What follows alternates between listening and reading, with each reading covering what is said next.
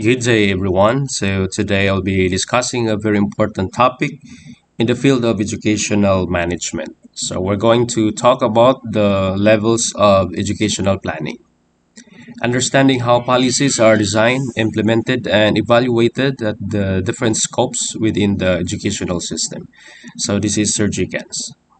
So we're going to understand these levels. It will help us identify how policies are designed, implemented, and evaluated at different scopes within the educational system. So first, what is educational planning? So before we go deeper into the levels, let's first define educational planning. It is a systematic process in which a rational approach to identifying educational goals and determining the resources. It is also a future oriented.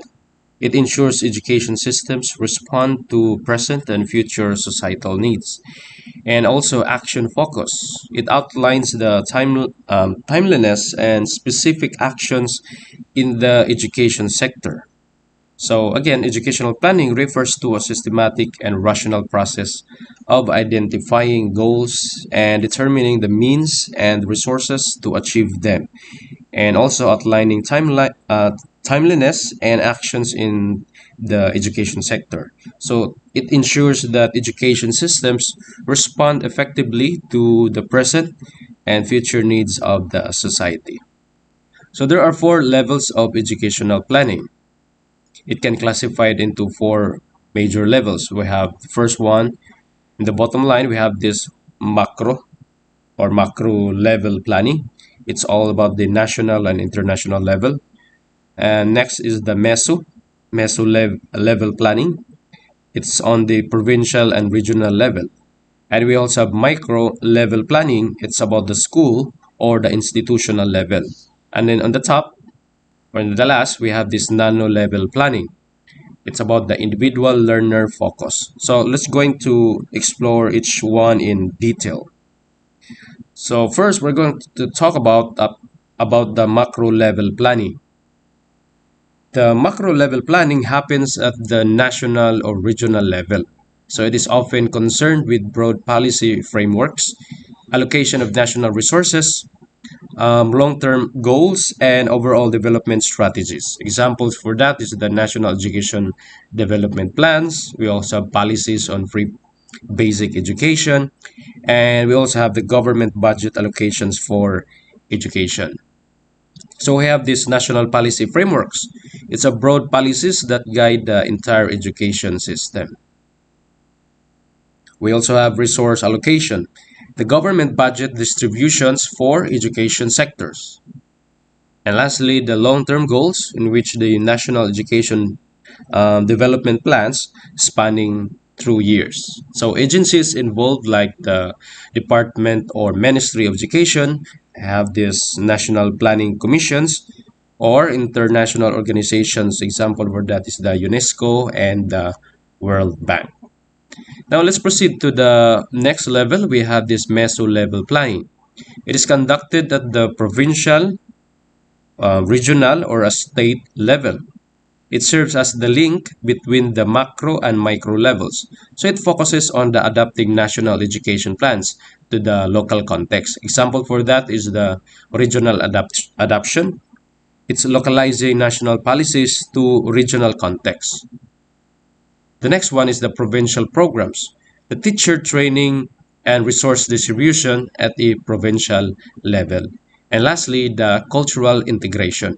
It's about the language strategies for multicultural educational areas. So this level ensures that the policies are localized based on demographics, geography, and economic conditions.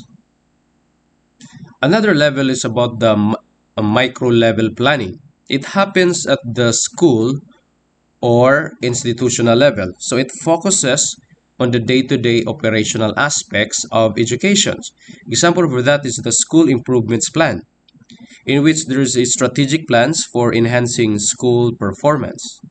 We also have curriculum adjustments, adapting teaching content to school needs. We also have timetabling or tabling, scheduling classes and teacher assignments.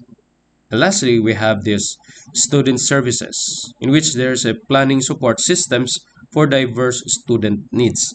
So it is mainly handled by the school heads, principals, and department chairs. Next, we also have nano level planning.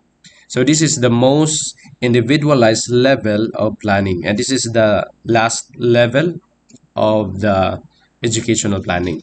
So nano level focuses on personalized learning, often using technology and data analytics to customize instruction to the needs of its learner.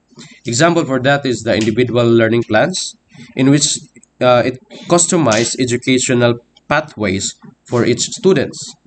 We also have AI-driven programs tracking, using technology to monitor individual achievements.